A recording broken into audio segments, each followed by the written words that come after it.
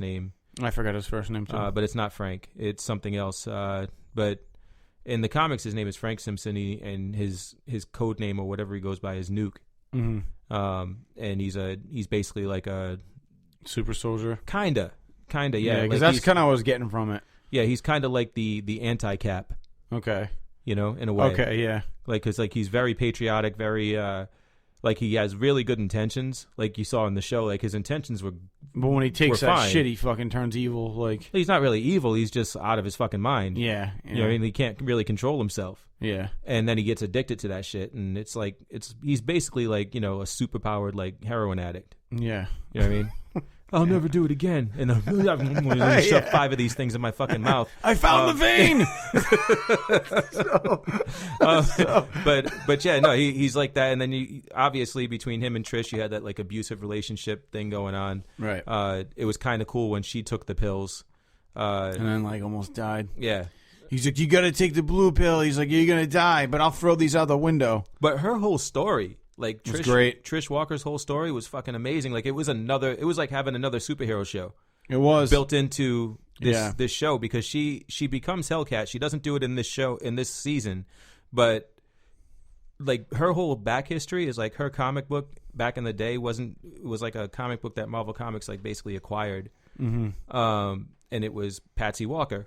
Okay, that makes sense. Yeah, and you know it was all about like her mom that, you know, basically wrote a comic book about her daughter and, you know, her friends and stuff like that when they were growing up. And it was like a very popular comic book. And, you know, as time went on, you know, she started growing up and she became like this basically an exploited teen. Yeah. You know what I mean? Like how some parents, I can't say all parents, obviously, but, you know, some parents do. They play their kids for money. Yeah. Yeah.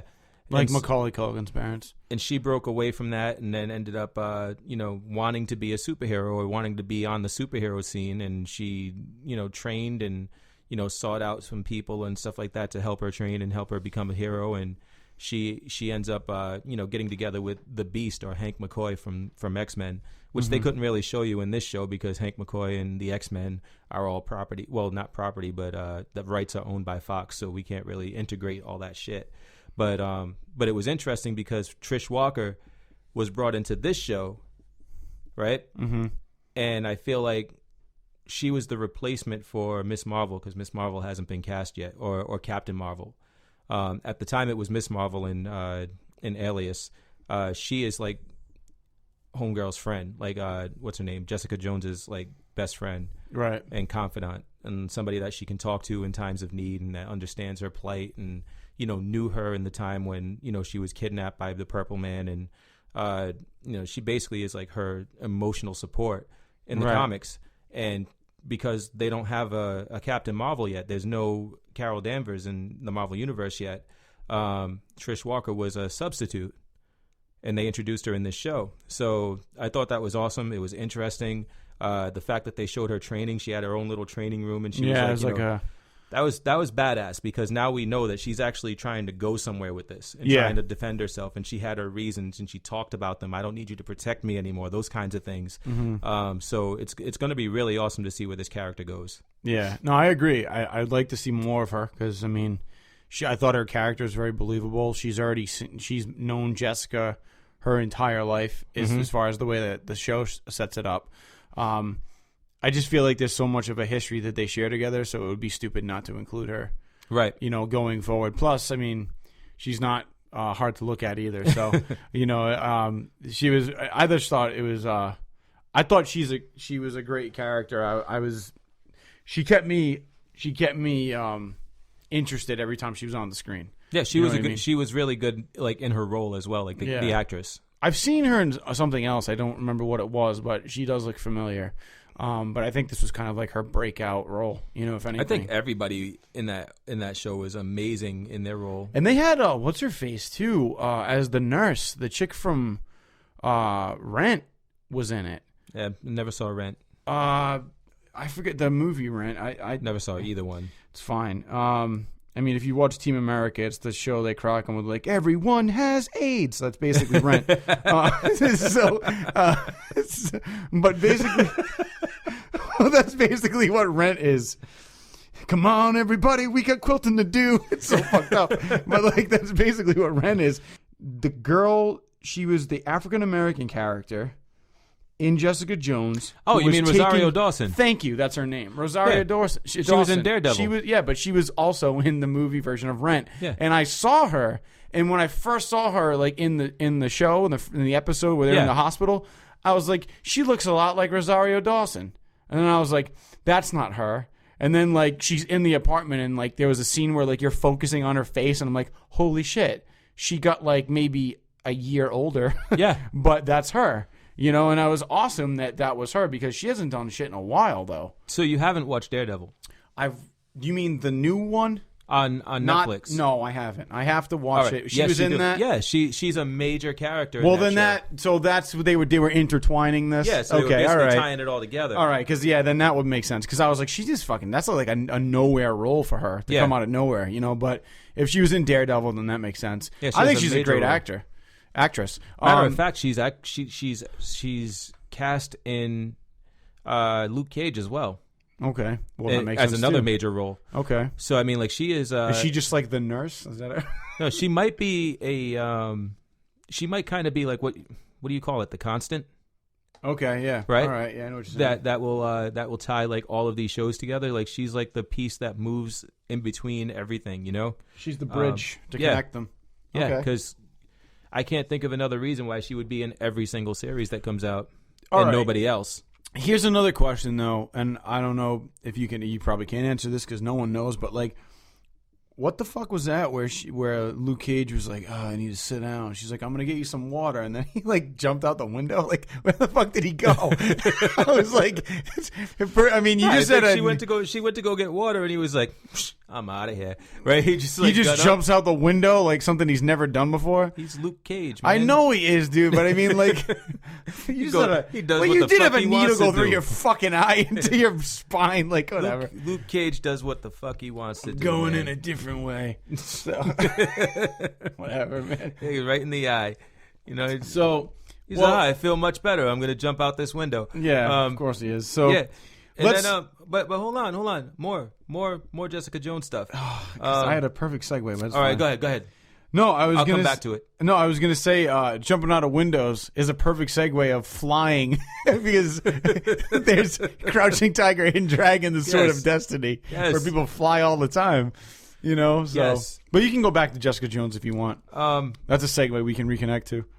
So, never mind, because now I forgot what I was going to say. All right. Yeah, it probably wasn't important. You're talking about Luke Cage. He's Luke Cage. He can do whatever he wants. Yeah, whatever the fuck. All right. So, whatever the fuck he wants to do, he can do. Crouching Tiger, Hidden Dragon, Sword of Destiny. Speaking of jumping out a window, that's what you said? That's what you're going to say? Yeah. Well, seriously, dude. I didn't know Luke Cage flew. I knew Jessica Jones did. But anyway. He doesn't fly. He just jumps. Yeah. Really far down. We didn't see him do that the entire series. So, I do think that this new Crouching Tiger, Hidden Dragon looks good after watching the trailer. We obviously just watched the trailer. Definitely bringing back like a lot of like, you know, Chinese legend stuff. Yeah. Which I think is really cool. Because as everybody who listens to this podcast knows, I took martial arts. So like the guy that taught me was from Taiwan, and when Crouching Tiger, Hidden Dragon first came out, I went with friends of mine that I took Kung Fu with, and we were all like, what? Like, people are flying. And then we went back to class, and we were like, did you see Crouching Tiger, Hidden Dragon? And he, of course, had seen it. And we were like, so people were flying, and he was like, yeah, that's the stuff of Chinese legends. Like, he told us like all about it and was like explaining it, and it actually makes a lot of sense.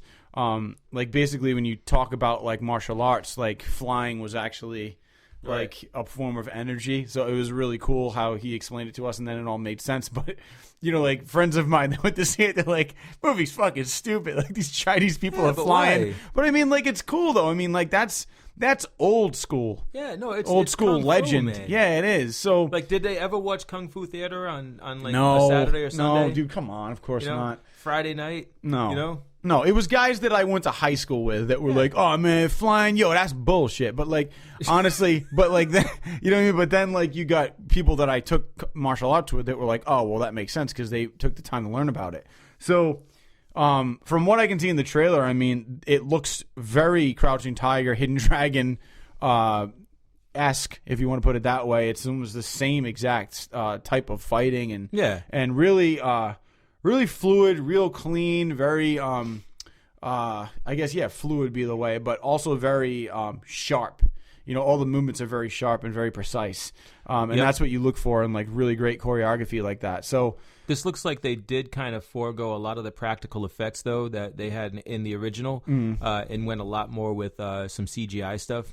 Yeah, because there was some scenes like where they're like, you know, going through walls and going through like, you know, levels of flooring, like stone flooring on a castle tower or whatever, and it looked like it was CGI, but it looked really good.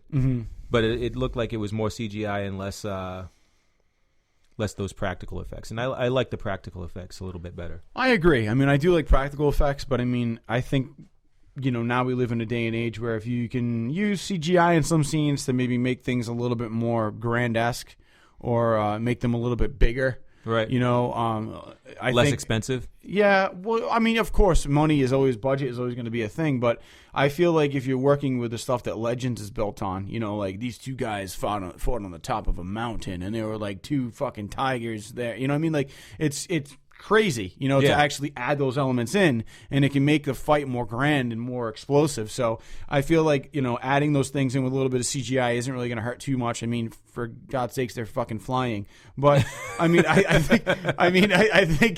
think the cool thing about what I saw in that trailer was there was one thing that kind of stuck out to me. So that Chinese tower that they're on, it's almost, if you guys aren't familiar and you haven't seen the trailer yet, if any of you have played Mortal Kombat, which we need to talk about, Mortal Kombat, actually, if you go into tower mode or tournament mode, the towers that you actually select to actually go into tournaments are the type of tower that we are talking about, them falling through the roof. So, but there's a scene where you see them jump up, and it almost looks too fast for like a real person, right? And it almost looked like, if you're familiar with Batman, the original Batman that Tim Burton filmed, there is a specific scene where you're almost looking over from a balcony before Batman makes his first appearance, and it actually is comic book like animation that they took out of the comic book, where you see him turn and his cape follows him. You know what I'm talking about? Yeah, that is actually out of a comic book. But that was put into the movie. It's actually a legit like animation from a comic book that they put into the Tim Burton film, right? To, you know, reference to that, and the same movement of the characters almost looked like animation for that quick sequence where they were jumping onto the edge of that tower. So I thought that was really cool to kind of make it almost like animated for a second. Yeah, I think adds a cool touch to it. Yeah. So I'm looking forward to it, though. I mean, they don't have some actors that were in the last film. Yeah, Chow Yun-Fat's missing. He is not in it, unfortunately. Zing Zing Yao, what's her name again? I don't know. Zing Zing Yi. Zing Zing. No, but you looked it up. You were like Zing Zing Yi. Zing Z Zhao. Hey, it's just the last letter of the alphabet. Hold on, I gotta look it up again. Just call her Triple Z.